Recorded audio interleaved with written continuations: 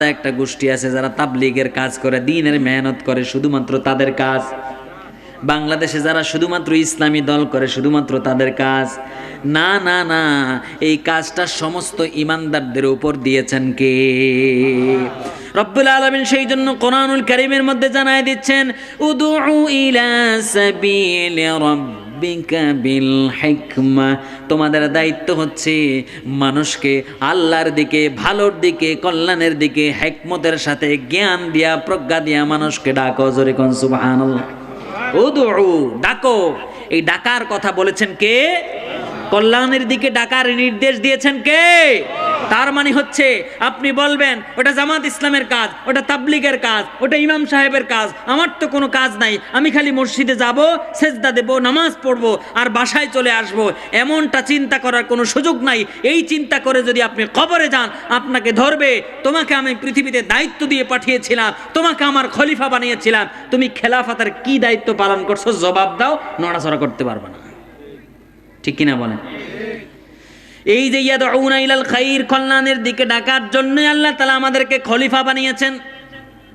রব্বুল আলামিন যখন আমাদেরকে সৃষ্টি করবেন, ফেরেশতাদের সাথে তিনি যখন কথা বলছিলেন, পরামর্শ করছিলেন, ওই সময় তিনি আমাদের পরিচয়টা তুলে ধরেছেন। ওয়া ইদ ক্বালা রাব্বুকা লিল মালাইকাতি ইন্নী জাইলুন ফিল আরদি খলিফা।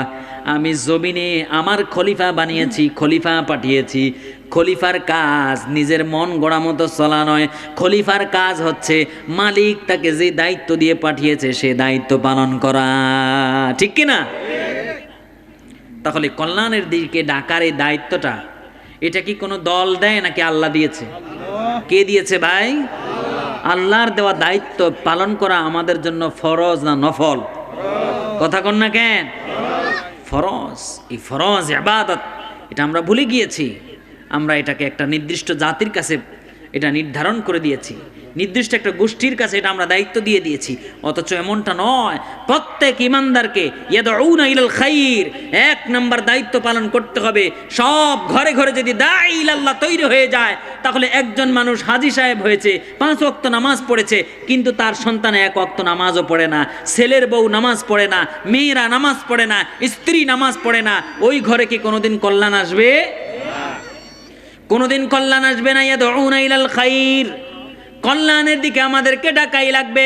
পৃথিবীতে যত নবী রাসূল আগমন করেছেন, তাদের প্রত্যেকের দায়িত্ব ছিল দাওয়াতি কাজ করা। আল্লাহ রাব্বুল আলামিন আমাদের রাসূলকে ডাক দিয়ে বলছেন, ইয়া আইয়ুহার রাসূলু বাল্লিগ মা উনজিলা ইলাইকা মির রাব্বিক।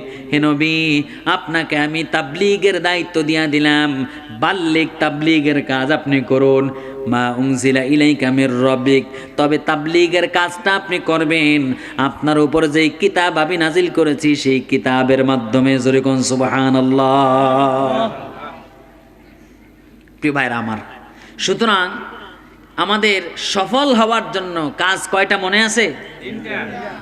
সবাই সামনের সবাই মুখস্থ করেন না। কাজ কয়টা? 3টা। আরো জোরে? 3টা। 1 নাম্বার কাজ হচ্ছে কল্যাণের দিকে মানুষকে ডাকা, ভালোর দিকে মানুষকে ডাকা, অর্থাৎ দাওয়াতি কাজ করা। কি কাজ করা? আরো জোরে কন্যা, কি কাজ করা? দাওয়াতি কাজ করা। এই দাওয়াতি কাজ প্রত্যেক ঘরে ঘরে চালু করতে হবে। প্রত্যেক ঘর থেকে দায়িত্ব পালন করার জন্য বেরিয়ে যেতে হবে। আসরের নামাজ পড়েছেন, আসর থেকে মাগরিব পর্যন্ত যে অবসর সময়টা হবে, হেঁটে হেঁটে মানুষকে দাওয়াতি কাজ করেন। চায়ের দোকানে গিয়ে দাওয়াতি কাজ করেন। আপনার চায়ের দোকানটাও সওয়াবে পরিণত করে দিবেন কে? সুবহানাল্লাহ বলেন। চা খাবেন আর নামাজের দাওয়াত দিবেন। যে ভাই, দোকানদারকে বলবেন, ভাই আমরা আপনার ঘরে চা আরো 2 কাপ বেশি করে খাবো যদি আপনি আমাদের সাথে দোকান বন্ধ করে নামাজে যান। সুবহানাল্লাহ। আপনি যে তাকে উৎসাহিত করলেন, ওই যে বললেন 2 কাপ চা আরো বাড়ায় খাবো, সে কি করবে? চিন্তা করবে, নামাজে যাওয়ার কারণে যদি আমার 2 কাপ চা বেচা কিনা আরো বেড়ে যায়, তাহলে আমার নামাজে যেতে সমস্যা কোথায়? এই যে আপনি উৎসাহিত করলেন, ভালো কাজের দিকে আপনি মানুষকে আহ্বান করলেন, আপনার মাধ্যমে একজন দোকানদার যদি নামাজি হয়ে যায়, নামাজের সময় তিনি যদি দোকান বন্ধ করে সমস্ত কাস্টমারদেরকে নিয়ে নামাজে চলে যায়, বলেন তো দেখি সমাজ পরিবর্তন হওয়ার জন্য কি বেশি দিন সময় লাগবে? কোনোদিন সময় লাগবে না, অল্প সময় লাগবে। সবার জায়গা থেকে, যার যার জায়গা থেকে আমরা প্রত্যেকেই পদক্ষেপ নেব। চায়ের দোকানদার তার কাস্টমারদেরকে নিয়ে নামাজে চলে যাবে, ডিসি সাহেব তার অধীনস্থ কর্মকর্তা কর্মচারীদেরকে নিয়ে নামাজে চলে যাবে, সমাজের রাষ্ট্রপতি তার এমপিদেরকে নিয়ে নামাজে দাঁড়িয়ে যাবে। এইভাবে করে প্রত্যেক সেক্টরে সেক্টরে কল্যাণের দিকে মানুষ যদি আসতে থাকে, এই দেশ কখনো দুর্নীতিবাজদের দেশ হতে পারে না। ঠিক না বেঠিক? কারণ নামাজ মানুষকে শিক্ষা দেয়, ইন্নাস সালাতা তানহা আনিল ফাহশাই ওয়াল মুনকার। নিশ্চয়ই নামাজ মানুষকে খারাপ কাজ থেকে, ফাহেসা কাজ থেকে দূরে রাখে। এই জন্য আমাদের দাওয়াতি কাজ করা লাগবে। দাওয়াতি কাজ বন্ধ করা যাবে না। দাওয়াতি কাজ নিয়মিত করেন কে কে? এরকম 2-4 জন আছেন নাকি? একটু হাত তোলেন তো। দেখছেন সংখ্যাটা কত কম। আলহামদুলিল্লাহ, যারা সাহস করে হাত তুলেছেন তাদেরকে অভিনন্দন। কয়জন মাত্র পেলাম? এত অল্প মানুষ তো পাওয়ার কথা নয়। ইয়াদউনা ইলাল খাইর, কল্যাণের দিকে মানুষকে ডাকে। খালি এই কয়জনের কাজ না সবার কাজ? জোরে কোন না, সবার কাজ না? এই যে আজকের মাহফিল হয়েছে, কে কে আলাদা করে দায়িত্ব পালন করেছেন? আজকের মাহফিলে আমি 10 জন করে মানুষ নিয়ে যাব। কয়জন এরকম দাওয়াত দিয়েছেন? একটু হাত তোলেন। দেখছেন পরিকল্পনা নেই আমাদের। এত সুন্দর আয়োজন করেছি, আমরা ভেবেছি মানুষ এমনি এমনি চলে আসবে। আসবে, তবে তাবারক বক্তা যখন আসবে তখন সবাই আসবে। ঠিক কিনা? প্রধান বক্তার পরে আরেকটা বক্তা আছে, এটা হলো তবারক বক্তা। হ্যাঁ, খিচুড়ি বক্তা। ওই খিচুড়ি বক্তা যখন আসবে তখন দেখবেন প্যান্ডেল ভরে যাবে। ঠিক কিনা কোন? প্রিয় ভাইরা আমার, কোরআনের মাহফিল, কোরআনের সম্মানে আপনি আসেন, তবারক আপনি এমনিই পাবেন। কিন্তু আপনি যদি তবারকের নিয়তে আসেন, তবারকেই পাবেন, এক কানা করি সব আল্লাহ দেবে।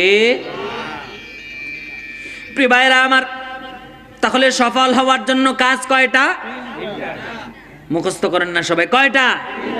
1 নাম্বার দাওয়াতি কাজ করা। সবাই বলেন কি করা? আরো জোরে বলেন কি করা? দাওয়াতি কাজ করা। রব্বুল আলামিন যুগে যুগে প্রত্যেকটা যুগেই নবী রাসূল প্রেরণ করেছেন দাওয়াতি কাজ করার জন্য। আল্লাহ রাব্বুল আলামিন কোরআনুল কারীমের মধ্যে জানায় দিচ্ছেন, ওয়ালাকাদ বাআসনা ফি কুল্লি উম্মাতির রাসূলান আন ইবুদুল্লাহা ওয়াজতানিবুত তাগুত। আমি প্রত্যেক জাতির নিকট আমি নবী রাসূল প্রেরণ করেছি। তাদের দায়িত্ব ছিল ওয়ানি ইবুদুল্লাহ ওয়াজতানিবুত তাগুত। তারা আল্লাহর গোলামের দিকে মানুষকে ডাকে, ওয়াজতানিবুত তাগুত, আর তাগুত থেকে মানুষকে ফিরায় রাখে। সব নবীদের দায়িত্ব ছিল এইভাবে মানুষকে ডাকা, ইয়া কওমি ইবুদুল্লাহ মা লাকুম মিন ইলাহিন গায়রু। ও আমার কওমের লোকেরা, আল্লাহর দিকে আসো, আল্লাহর গোলামের দিকে আসো। পৃথিবীর মানুষের গোলামি করা যাবে না। কারণ গোলাম কেন গোলামের গোলামি করবে? যত মানুষ আছে সব কি রব না গোলাম? সবাই বলেন কি গোলাম? না শুধু গোলামের বাচ্চা গোলাম। কারণ ওই ব্যক্তির বাপ যে সেও তো গোলাম, ওই বাপের বাপ যে সেও তো গোলাম। পৃথিবীর সব মানুষের পরিচয় তারা হচ্ছে গোলাম। আর আমাদের মাবুদ একজন। সবাই বলেন তো তিনি কে? রব হওয়ার মতো ক্ষমতা একজনের আছে, জোরে কোন তিনি কে? এই জন্য রব্বুল আলামিন বললেন, তাবারাকাল্লাযী বিয়াদিহিল মুলকু ওয়া হুয়া আলা কুল্লি শাইইন কাদির। তাবারাকাল্লাযী বিয়াদিহিল মুলক, সমস্ত পাওয়ার, সার্বভৌম ক্ষমতার মালিক একজন। তিনি কে? তিনি হলেন আমাদের রব। এই জন্য ইয়াদউনা ইলাল খাইর, কল্যাণের দিকে ডাকা, এটা আমাদের সবার কাজ নাকি কিছু মানুষের কাজ? সবার কাজ। শপথ নেওয়া লাগবে। আজকের ওয়াজ থেকে 1 নাম্বার শিক্ষা নেব আমরা। আগামীকাল সকাল থেকেই যখনই সুযোগ পাবো, অন্তত পক্ষে 10 মিনিট 20 মিনিট হলেও কোরআনের জন্য, ইসলামের জন্য, নামাজের জন্য মানুষকে একটু দাওয়াতি কাজ করব। এই রকম কারা কারা নিয়ত করতে পারেন না? একটু হাত তোলেন তো। পারেন না কইছি? আরে এত সোজা মনে করছেন? পারেন না বলছি, চালাকি ধরতে পারেন নাই আজকে।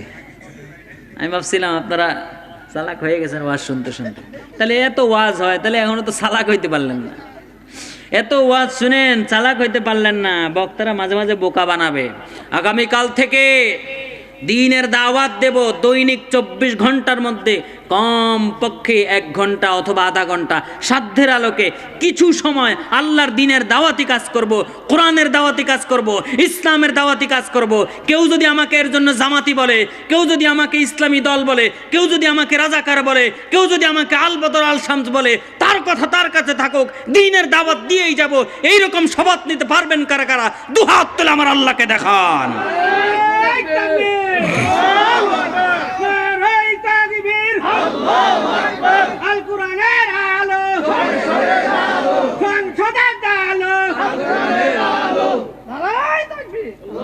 হাত নামান, হাত নামান। আল্লাহ তুমি কবুল করো।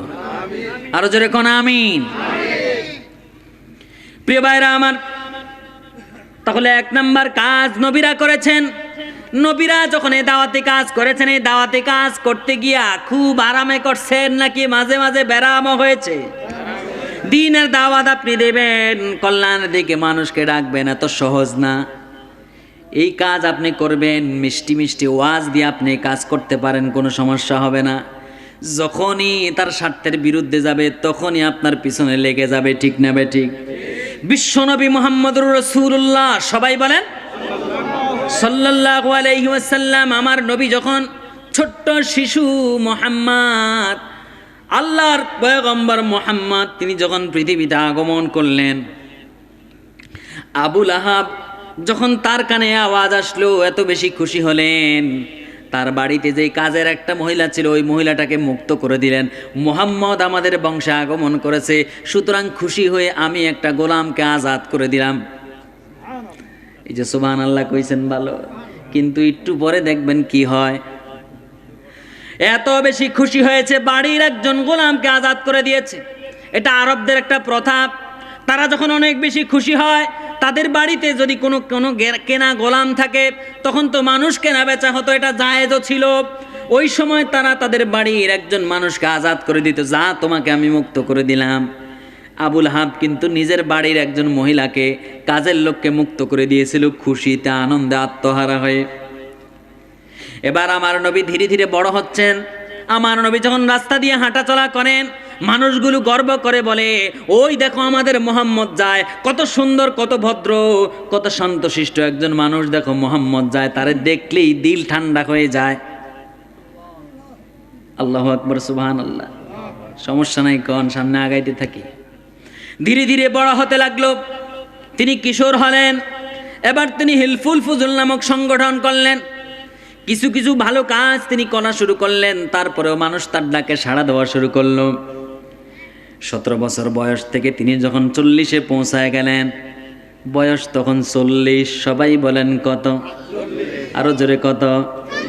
বয়স যখন 40, উপরওয়ালার পক্ষ থেকে, আল্লাহর পক্ষ থেকে এই কল্যাণের দিকে ডাকার দায়িত্ব যখন চলে আসলো, এই দায়িত্ব পালন করার জন্য আমার নবী যখন দায়িত্ব পালন করা শুরু করে দিলেন, এইবার 1 2 জন করে বলা শুরু করলো, মুহাম্মদ এগুলা কি শুরু করছে? এত ভদ্র ছেলেটা বুঝি নষ্টই হয়ে গেল। এইবার আসছে নাউজুবিল্লাহ, দেখছেন? এতক্ষণ পর্যন্ত সুবহানাল্লাহ, আলহামদুলিল্লাহ, কত ভালো মানুষ। শিশু মুহাম্মদ কত ভালো মানুষ, তার উপাধি হলো আলামিন, বিশ্বস্ত মানুষ, আস-সাদিক, সত্যবাদী মানুষ। এর চাইতে সত্যবাদী আর কেউ হতে পারে না, এর চাইতে বিশ্বস্ত মানুষ আর কেউ হতে পারে না। যখনই আল্লাহর পক্ষ থেকে দায়িত্ব চলে আসলো, নবী মুহাম্মদ তিনি যখন তার দায়িত্ব পালন করা শুরু করলেন, ইয়াদউনা ইলাল খাইর, কল্যাণের দিকে মানুষকে ডাকা শুরু করলেন, তখনই তার ব্যাপারে বিরোধিতা শুরু হয়ে গেল। আমার নবী গোপনে গোপনে দাওয়াত দিলেন। 3 বছর গোপনে দাওয়াত দেওয়ার পর এবার রব্বুল আলামিনের পক্ষ থেকে নির্দেশনা আসলো, ও মুহাম্মদ, গোপনে গোপনে আর দাওয়াত নয়, ফাসদা বিমা তুমার ওয়া আনিদ আনিল মুশরিকিন। ও মুহাম্মদ, মুশরিকদের কথা তোমার কানে নেওয়ার দরকার নাই, তুমি এবার প্রকাশ্যে দাওয়াতি কাজ করে যাও। জোরে কন্যা সুবহানাল্লাহ। নবী আমার পাহাড়ের চূড়ায় উঠলেন। পাহাড়ের চূড়ায় উঠে বংশের সমস্ত লোকগুলাকে দাওয়াত দিলেন। দাওয়াত দিয়ে সামনে নিয়ে আসলেন। আনার পর এবার তাদেরকে বললেন, আমি যদি তোমাদেরকে আজকে একটা কথা বলি, তোমরা কি আমার কথাটাকে বিশ্বাস করবে নাকি? সামনে উপস্থিত লোকেরা বলল, মুহাম্মদ তোমাকে আমরা কত ভালোবাসি তুমি কল্পনাও করতে পারো না। তোমার মতো মুহাম্মদ কোনোদিন মিথ্যা কথা বলতে তো পারোই না, মিথ্যা তোমাকে কোনোদিন স্পর্শও করতে পারে না। সুবহানাল্লাহ। ও মুহাম্মদ তোমাকে আমরা কতটা বিশ্বাস করি তুমি কল্পনাও করতে পারবে না। তুমি আমাদেরকে বলো তুমি কি বলতে চাও। নবী মুহাম্মদুর রাসূলুল্লাহ তখন উঁচা গলায় বললেন, শোনো শোনো, পাহাড়ের এই পাশে তোমরা আছো, কিন্তু পাহাড়ের অপর পাশে যেটা তোমরা দেখো না, ওই পাশে তোমাদের জন্য একদল শত্রু বাহিনী দাঁড়িয়ে আছে তোমাদের উপর আক্রমণ করার জন্য। আমি যদি এই কথা বলি তোমরা কি আমার কথা বিশ্বাস করবে নাকি? লোকেরা এক বাক্যে বলল, মুহাম্মদ তুমি যা বলো আমরা অবশ্যই বিশ্বাস করি। বলো, আমরা এই শত্রুকে মোকাবেলা করার জন্য তোমার নেতৃত্বে আমরা যা কিছু করা দরকার আমরা করব। তুমি আমাদেরকে খালি বলো আমাদেরকে কি করা লাগবে। আল্লাহর পয়গম্বর মুহাম্মদুর রাসূলুল্লাহ, সবাই বলেন সাল্লাল্লাহু আলাইহি সাল্লাম। আল্লাহর নবী তখন ডাক দিয়া বললেন, ও কওমের লোকেরা শোনো শোনো, এই যে তোমাদেরকে আমি বলি, যেহেতু তোমরা আমার কথা বিশ্বাস করেছো, দুনিয়ার যেই জিন্দেগি রয়েছে এই জিন্দেগি শেষ নয়, এরপরে আরেকটা জিন্দেগি রয়েছে। ওই জিন্দেগিতে সফল হতে হলে মানুষের গোলামি করা যাবে না, মানুষের দাসত্ব করা যাবে না, মানুষের আইন মানা যাবে না, কেবলমাত্র একজনের আইন মানতে হবে, একজনের গোলামি করতে হবে। বলেন তো তিনি কে? ওই আল্লাহর গোলামি করা লাগবে। এই কথা যখন বলল, সমাজের মানুষগুলো স্তব্ধ হয়ে গেল, নীরব হয়ে গেল। যেই মানুষটা মুহাম্মদের আগমনে খুশি হয়ে ওই যে বাড়ির কাজের মহিলা বিদায় করে দিছিল, মনে আছে? ওর নাম কি কন তো দেখি? সবাই কইলেন না কেন? নামটা কি কন? আবু লাহাব। সবাই কন কে? আবু লাহাব। যেই লোকটা মুহাম্মদের আগমনে খুশি হয়ে বাড়ির কাজের লোককে বিদায় করে দিয়েছিল, ওই আবু লাহাব এইবার বিশ্বনবীর দিকে আঙ্গুল তুলে ইশারা করলে বলল, আলী হাদা জামাতানা, ও মুহাম্মদ এই তামসার কথা বলার জন্য কি আমাদেরকে এখানে ডাকছো? এই তামাশার কথা বলার জন্য কি আমাদেরকে এখানে ডাকছো? আমরা তো এতক্ষণ পর্যন্ত তোমার ষড়যন্ত্র বুঝতে পারি নাই। আমাদের বাপ দাদার ধর্ম, আমরা মানুষের সেজদা দেই, আমরা বিভিন্ন ধরনের জিনিসের সেজদা দেই, আমরা ইবাদত করি। আমাদের ইবাদতের বিরোধিতা করার জন্য আসছো, আমাদের প্রভু যারা তাদের বিরোধিতা করার জন্য আসছো, এই তামাশার জন্য কি এখানে আসছো? তাব্বান লাকা ইয়া মুহাম্মদ, ও মুহাম্মদ তুমি ধ্বংস হয়ে যাও। নাউজুবিল্লাহ না সুবহানাল্লাহ? ও এতক্ষণ কি কইছে সুবহানাল্লাহ, আর এখন কি?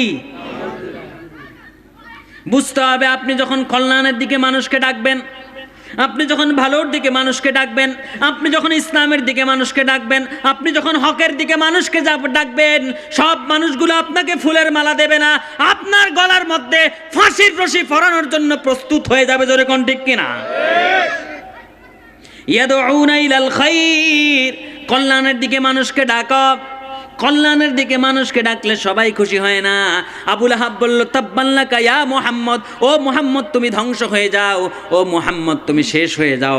এই কথা বলার সাথে সাথে রব্বুল আলামিন আসমান থেকে সূরা নাজিল করে জানায় দিলেন, সবাই বলেন আমার সাথে, তাব্বাত ইয়াদা আবি লাহাবিন ওয়া তাব মা আগনা আনহু মালুহু ওয়া মা কাসাব সায়াসলা নারান যাতা লাহাব ওয়া ইমরাতুহু হাম্মালাতাল হাতাব ফি জিদিহা হাবলুম মিন মাসাদ। বলুন সুবহানাল্লাহ। রব্বুল আলামিন আসমান থেকে নির্দেশনা দিয়ে দিলেন, ও মুহাম্মদ, যে গাধা বলে তাব্বান লাকা ইয়া মুহাম্মদ, ওই গাধারে একটু শোনায় দাও, ওই বেতমিজকে শোনায় দাও, ওই বেয়াদবকে শোনায় দাও, ওই জালিমকে শোনায় দাও, আমি পৃথিবীতে মুহাম্মদকে পাঠিয়েছি, মুহাম্মদ কোনোদিন ধ্বংস হবে না। যারা বলবে মুহাম্মদ ধ্বংস হয়ে গিয়েছে, তাদের দুই হাত ধ্বংস হোক, তাদের সন্তানগুলো ধ্বংস হোক, তাদের পরিবার নির্বংশ হয়ে যাক, এই জমিন থেকে তারা জিল্লতি নিয়ে বিদায় হবে। আবু জাহেল, আবু লাহাবের জীবন থেকে দেখলে দেখা যায় বাংলার জমিনেও যারা কোরআনের সাথে বিয়াদবি করেছে, কোরআনের মুফাসসিরদেরকে হত্যা করেছে, এই জমিন থেকে জিল্লতি নিয়ে তারা বিদায় হয়েছে। জোরে কোন ঠিক কিনা? কল্যাণের দিকে আপনি ডাকবেন, আপনার বিরোধিতা হবে, আপনাকে সবাই ভালোভাবে নেবে না। কিন্তু এটাও সত্য, খালি আপনার উপর বিপদই আসবে না, বরং রব্বুল আলামিন আসমান থেকে তার কুদরতি শক্তি দিয়ে রক্ষা করে আপনাকে জনগণের প্রতিনিধি বানায়া দিতে পারে কি পারে না? সুবহানাল্লাহ কোন? ইয়াদউনা ইলাল খাইর, কল্যাণের দিকে মানুষকে ডাকো, তবে এই পথ ফুল বিছানো নয়, এই পথের মধ্যে কাঁটা আছে নাকি নাই, কষ্ট আছে নাকি নাই। আমরা যা কিছু করি না কেন, দাওয়াত দেই, মাহফিল করি, কল্যাণের দিকে ডাকি, আমাদের টার্গেট হচ্ছে জান্নাত। সবাই বলেন কি? আরো জোরে বলেন কি? জান্নাতে যাইতে চান না কারা কারা? হাত তোলেন তো। এইবার আর হাত তুলবো না, চালাক হয়ে গেছে। জান্নাতে যেতে চান কারা কারা? হাত তোলেন। নারায়ে তাকবীর। এবার শুনেন, জান্নাতে যাওয়া এত সহজ না। আল্লাহ রাব্বুল আলামিন জান্নাত তৈরি করলেন, তৈরি করে জিব্রাইল আমিনকে বললেন, ও জিব্রাইল যাও যাও যাও, জান্নাতটা কেমন সুন্দর করে বানাইছি একটু পরিদর্শন করে আসো। সুবহানাল্লাহ। জিব্রাইল আমিন চলে গেল, গিয়া জান্নাতটাকে দেখে আসলো। জান্নাত দেখে এসে মুখের মধ্যে মুচকি হাসি, কত আনন্দ। রবের সামনে এসে বলে, ইয়া রব, কত চমৎকার জান্নাত তুমি বানিয়েছো। আমার তো মনে হয় এত লোভনীয় জান্নাত কেউ মিস করবে না, তোমার প্রত্যেকটা গোলাম জান্নাতি হয়ে যাবে। জোরে কোন সুবহানাল্লাহ। এইবার রব্বুল আলামিন অন্য ফেরেশতাদেরকে বললেন, ও ফেরেশতারা যাও, জান্নাতের চারদিক দিয়ে একটা প্রাচীর নির্মাণ করে আসো, দেয়াল বানায় আসো, একটা বাউন্ডারি বানায় আসো। বাউন্ডারি করলে সহজে বুঝবেন, তাই না? সবার বাড়ির সামনে বাউন্ডারি আছে না? যে একটা টিনের ঘর করে, হেও একটা বাউন্ডারি করে। আল্লাহ জিব্রাইল আমিনকে বললেন, অন্যান্য ফেরেশতাদেরকে বলবেন, ও ফেরেশতারা, আমার নির্দেশ পালন করো। আমি যেই জান্নাত বানিয়েছি, ওই জান্নাতের চারদিকে আমি এখনো পর্যন্ত কোনো বাউন্ডারি দেই নাই। এবার তোমাদেরকে দায়িত্ব দিলাম, জান্নাতের চারদিকে একটা বাউন্ডারি বানায় আসো। জোরে কোন সুবহানাল্লাহ। বাউন্ডারি বানানো কমপ্লিট হওয়ার পর এবার রব্বুল আলামিন জিব্রাইল আমিনকে বলবেন, ও জিব্রাইল, এবার যাও তো দেখি জান্নাতটা আবার একটু দেখে আসো। জিব্রাইল আমিন জান্নাত দেখে আসলো। আগের বার জান্নাত দেখে সে মুখে কত হাসি, কত আনন্দ। এইবার জিব্রাইলের মন খারাপ, চেহারা কালো হয়ে গেছে। এসে বলতেছে, খাশিতু ইয়া রাব্বাল আলামিন, কত সুন্দর তুমি বানাইছিলা জান্নাতকে, কিন্তু আমি এখন যেটা দেখে আসলাম, জান্নাতের চারদিকে তুমি এমন একটা দেয়াল বানাইছো, এমন একটা প্রাচীর বানাইছো, এমন একটা বাউন্ডারি বানাইছো, হুফাত বিল মাকারি। ওই জান্নাতের চারদিকে যেই দেয়ালটা বানাইছো, ওই দেয়ালটা বড় কষ্টের, ওই দেয়ালটা বড় যন্ত্রণার। জান্নাতে ঢুকতে হলে ওই কষ্টের দেয়াল, যন্ত্রণার দেয়াল অতিক্রম করা লাগবে। আমার তো ভয় হয়, ইয়া রাব্বাল আলামিন, এত কষ্টের দেয়াল পার হয়ে তোমার একজন বান্দাও হয়তো জান্নাতে যেতে পারবে না। জান্নাতে যাওয়া আমাদের টার্গেট, কিন্তু জান্নাতে যাওয়া এত সহজ নয়। জান্নাতের চারদিকের দেয়ালটা আপনার পৃথিবীর সিমেন্ট বালু দিয়া বানানো ওই দেয়াল নয়, হুফাত বিল মাকারি। আল্লাহর নবী বললেন, ওই দেয়ালটা বড় যন্ত্রণার দেয়াল।